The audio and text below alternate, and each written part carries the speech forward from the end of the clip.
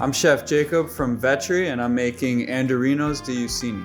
Okay, so you make a baguette shape. So you put your baguette down at an angle, you go perpendicular in a curved motion, and then pull towards your stomach. And then you can kind of push it up and tighten it up on the edges. So this shape can be done right on the table,